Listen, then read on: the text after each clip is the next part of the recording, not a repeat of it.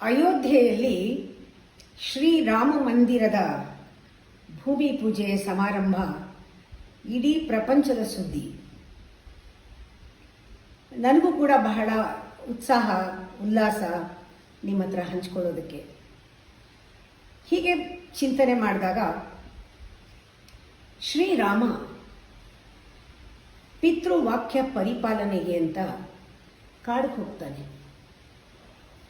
ಅವನು ಎಲ್ಲಿ ಹೋಗಲಿ, ಎಲ್ಲಿರಲಿ, ಎಲ್ಲ ಜಾಗನೂ ಕೂಡ ದೇವಸ್ಥಾನವಾಗ್ಬಿಟ್ಟಿದೆ. ದೇವಸ್ಥಾನವಾಗ್ಬಿಡುತ್ತೆ. The place becomes meditative. ಯಾಕೆ ಅಂದರೆ ಶ್ರೀರಾಮ ಅಂದ್ರೇನೆ ಒಂದು ತತ್ವ, ಗಹನವಾದ, ಗಂಭೀರವಾದ, ಆಳವಾದ ತತ್ವ.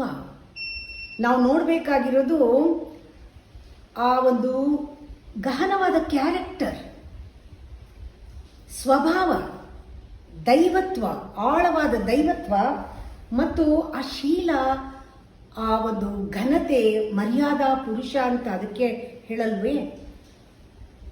ಇಂಥ ಶ್ರೀರಾಮ ಇದ್ದ ಜಾಗ, ಹೋದ ಜಾಗ, ಅವತ್ತು ಇವತ್ತು ಮುಂದೇನೂ ಕೂಡ ದೇವಸ್ಥಾನ, ಮೆಡಿಟೇಟಿವ್ ಪ್ಲೇಸ್. ಅವನು ಕಾಡಿಗೆ ಹೋದ ಮೇಲೆ ಅವನ ತತ್ವದಲ್ಲಿ ಬದುಕುದವನು ಭರತ. ಭರತನನ್ನ ಇವತ್ತು ಜ್ಞಾಪಿಸ್ಕೊಳ್ಳೇಬೇಕು. ಭರತ ಚಾಚೂ ತಪ್ಪದೆ ಶ್ರೀರಾಮನ ತತ್ವಗಳನ್ನು ಪರಿಪಾಲನೆ ಮಾಡಿ ರಾಮರಾಜ್ಯವನ್ನ ಕಟ್ತಾನೆ ಭರತ. ಶ್ರೀರಾಮ ಸಾಕ್ಷಾತ್ತಾಗಿ ಇದ್ದಿದ್ರೆ ಯಾವ ರೀತಿ ಕಾರ್ಯಗಳನ್ನು ನಿರ್ವಹಿಸ್ತಿದ್ದ ಅದೇ ರೀತಿ ಕಾರ್ಯಗಳನ್ನು ನಿರ್ವಹಿಸಿದ ಭರತ.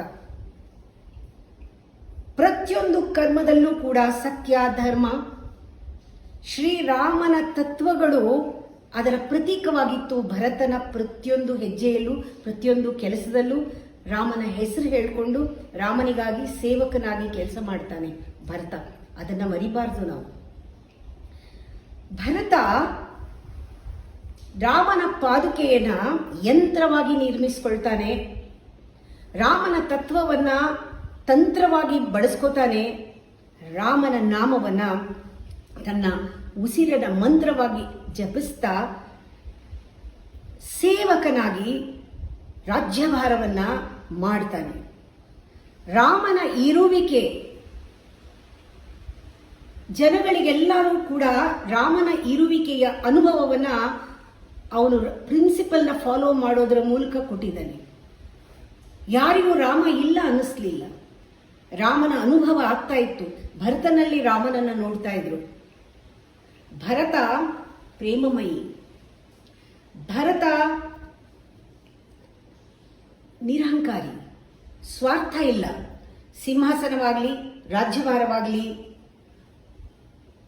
ಒಂದು ಪದವಿ ಆಗಲಿ, ಅಥವಾ ಆ ರಾಜನ ಒಂದು ಸ್ಥಾನ ಯಾವುದೂ ಅವನಿಗೆ ಬೇಕಿರಲಿಲ್ಲ.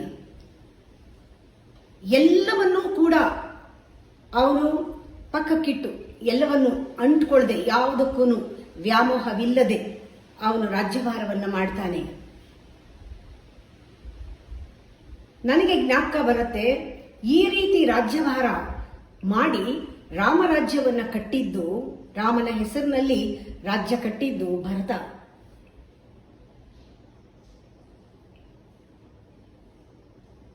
ನಮ್ಮ ದೇಶದಲ್ಲಿ ರಾಮ ಮಂದಿರವನ್ನ ಪುನರ್ ನಿರ್ಮಾಣ ಮಾಡಿ ರಾಮನ ತತ್ವಗಳನ್ನು ಸಜೀವವಾಗಿ ಅದನ್ನು ಉಳಿಸಿ, ಆ ತತ್ವದಲ್ಲಿ ಬದುಕು ಹಾಗೆ ಅದನ್ನು ಪ್ರಪಂಚಕ್ಕೆ ಉಳಿಸಬೇಕು ಅಂತ ನಿಂತಿರುವಂತಹ ಸೇವಕನಾಗಿ ರಾಮನ ತತ್ವದಲ್ಲಿ ಕೆಲಸ ಮಾಡ್ತಿರೋ ನಮ್ಮ ಭರತ, ಭಾರತ ಪುತ್ರ, ನಮ್ಮ ಪ್ರಧಾನಮಂತ್ರಿಗಳು.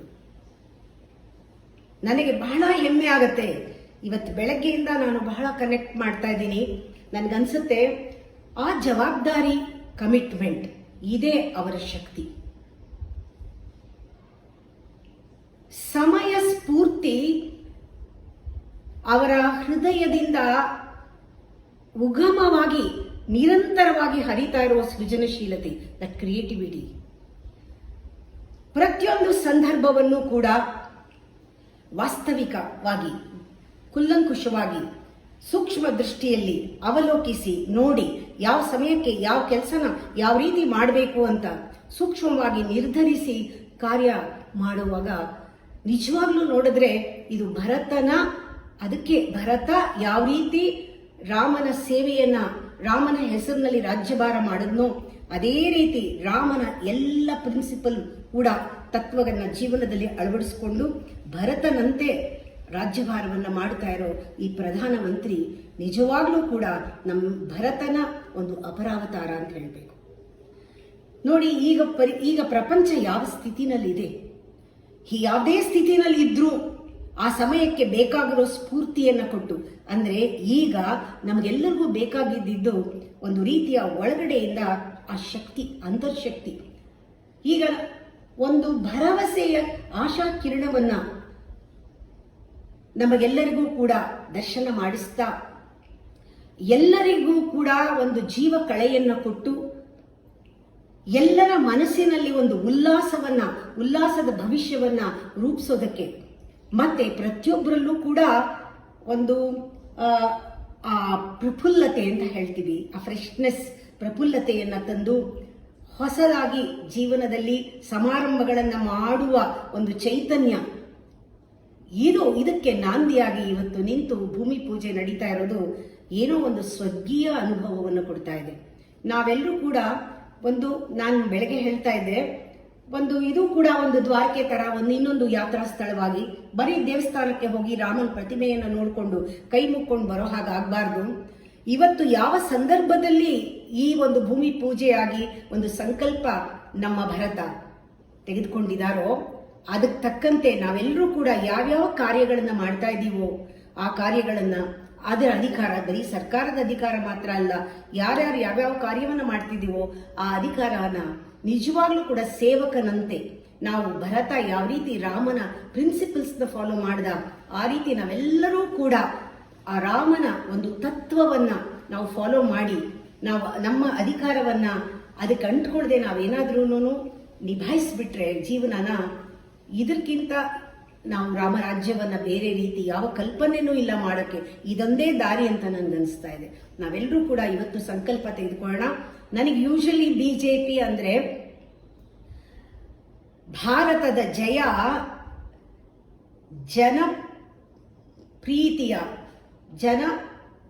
ಪ್ರೀತಿಯ ಪ್ರಧಾನಿ ಅಂತ ನನಗೆ ಅರ್ಥ ಬರುತ್ತೆ. ಅದರಿಂದ ನಾನು ಬಹಳ ಸಂತೋಷವಾಗಿ ನಿಮ್ಮ ಹತ್ರ ಇದನ್ನು ಹಂಚ್ಕೊಂಡಿದ್ದೀನಿ. ಇದನ್ನ ಆದಷ್ಟು ಜನಕ್ಕೆ ನಾವು ಇದನ್ನ ಕಳಿಸೋಣ. ಯಾಕೆಂದ್ರೆ ನಮಗೆ ರಾಮಕ್ಕಿಂತ ರಾಮನ ಪ್ರಿನ್ಸಿಪಲ್ಸ್ ಮುಖ್ಯ. ಹೇಗೆ ಭರತನಿಗೆ ರಾಮನ ಪ್ರಿನ್ಸಿಪಲ್ ಮುಖ್ಯ ಆಯಿತೋ ರಾಮರಾಜ್ಯವಾಯಿತು. ನಮ್ಮ ದೇಶ ರಾಮರಾಜ್ಯವಾಗಬೇಕಾದ್ರೆ ನಾವು ಪ್ರಿನ್ಸಿಪಲ್ಸ್ಗೆ ಹೆಚ್ಚು ಬೆಲೆ ಕೊಡಬೇಕು, ಆ ಮೌಲ್ಯಗಳನ್ನು ತಿಳ್ಕೋಬೇಕು, ಪ್ರತಿಯೊಬ್ಬರು ಜೀವನದಲ್ಲಿ ಅದನ್ನು ಅಳವಡಿಸ್ಕೋಬೇಕು. ಜವಾಬ್ದಾರಿಯಿಂದ, ಕಮಿಟ್ಮೆಂಟ್ ಇಂದ ಜೀವನ ಮಾಡೋದು, ಎಚ್ಚರದಲ್ಲಿ ಜೀವನ ಮಾಡೋದು, ಪ್ರತಿ ಗಳಿಗೆಯೂ ಕೂಡ ಆ ಸ್ಥಿತಿಯನ್ನ, ವಸ್ತುಸ್ಥಿತಿಯನ್ನ ನೋಡಿ ಸಮಯ ಸ್ಫೂರ್ತಿಯಿಂದ ಆ ಸಮಯಕ್ಕೆ ಏನಾಗಬೇಕೋ ಅದನ್ನು ಮಾಡುವಂತಹ ನಮ್ಮ ಪ್ರಧಾನ ಮಂತ್ರಿಗಳ ಯಾವ ರೀತಿ ಜೀವನ ಅವರು ಮಾಡ್ತಾ ಇದ್ದಾರೆ, ಯಾವ ರೀತಿ ಅವರು ನಡೆಸ್ತಾ ಇದ್ದಾರೆ ಸೇವಕನಂತೆ ಒಂದು ಆಡಳಿತವನ್ನ, ಅದನ್ನ ನಾವು ಫಾಲೋ ಮಾಡಬೇಕೇ ಹೊರತು ಬರೀ ಲೈಕ್ ಕೊಟ್ಬಿಟ್ಟು ಚಪ್ಪಾಳೆ ತಟ್ಬಿಟ್ರೆ ಪ್ರಯೋಜನ ಆಗಲ್ಲ. ನಾವು ಇವತ್ತು ಕಮಿಟ್ಮೆಂಟ್ ತೆಗೆದುಕೊಳ್ಳೋಣ. ಈ ಸಮಾರಂಭ ಎಲ್ಲರ ಮನೆಯ ಸಮಾರಂಭ. ಅದರಿಂದ ಇವತ್ತು ಭೂಮಿ ಪೂಜೆಯಲ್ಲಿ ನಾವೆಲ್ಲರೂ ಕೂಡ ಅಲ್ಲಿ ಇಲ್ಲದೆ ಇದ್ರೂ ಕೂಡ ದೂರದಿಂದಲೇ ನಾವು ಭಾಗವಹಿಸಿರುವಂತಹ ಒಂದು ಅನುಭವ ನಮಗಾಗಿದೆ. ಇವತ್ತು ಸಂಕಲ್ಪ ಮಾಡೋಣ, ಈ ಬರೀ ದೇವಸ್ಥಾನವಾಗಿ ಉಳಿಯೋದು ಬೇಡ, ಇದು ಧರ್ಮ ಕೇಂದ್ರವಾಗಲಿ, ಅಯೋಧ್ಯ ಧರ್ಮ ಕೇಂದ್ರವಾಗಲಿ. ಮತ್ತೆ ಪುನಃ ರಾಮರಾಜ್ಯಕ್ಕೆ ಪ್ರತಿಯೊಬ್ಬರೂ ಭರತರಾಗೋಣ. ರಾಮನ ಒಂದು ಪ್ರತೀಕವಾಗಿ ನಮ್ಮ ಕೆಲಸಗಳೆಲ್ಲ ಹೊರಗೆ ಬರಲಿ ಅಂತ ಕೇಳಿ ಇದೆರಡು ಮಾತು ನಿಮ್ಮ ಹತ್ರ ಹಂಚ್ಕೊಂಡಿದ್ದೀನಿ. ಆದಷ್ಟು ನಮ್ಮ ಕಮಿಟ್ಮೆಂಟ್ ಬಗ್ಗೆ ಜ್ಞಾಪಕ ಇರಲಿ. ಎಲ್ಲರೂ ಕೂಡ ಕಮಿಟ್ ಮಾಡ್ಕೊಳ್ಳೋಣ. ನಮ್ಮ ಒಂದು ಅಧಿಕಾರ ಎಲ್ಲೇ ಇದ್ರೂ ಭರತನ ಅಧಿಕಾರದ ತರ ಇರಲಿ, ಆ ಸನ್ಯಾಸ ಇರಲಿ, ಅದರಲ್ಲಿ ಒಂದು ರೀತಿಯ ಬ್ರಹ್ಮಚರ್ಯ ಇರಲಿ, ಅದರಲ್ಲಿ ಒಂದು ರೀತಿಯ ಯೋಗ ಇರಲಿ, ಅದರಲ್ಲಿ ಒಂದು ರೀತಿಯ ಸಂತೋಷ ಇರಲಿ. ಈ ರೀತಿ ನಾವು ಭರತನನ್ನ ಫಾಲೋ ಮಾಡಿದ್ರೆ, ಭರತನನ್ನ ಪ್ರೀತಿಸಿದ್ರೆ, ಅವನ ಕೆಲಸವನ್ನ ಪ್ರೀತಿಸಿದ್ರೆ ರಾಮನ ಪ್ರೀತಿಸ್ದಂಗೆ. ಭರತನಾದ್ಮೇಲೆ ರಾಮ ಖಂಡಿತ ನಮಗೆ ಒಲ್ದೇ ಒಲಿತಾನೆ. ಇದರಲ್ಲಿ ನಿಸ್ಸಂದೇಹವಾಗಿ ಇದು ಸತ್ಯ.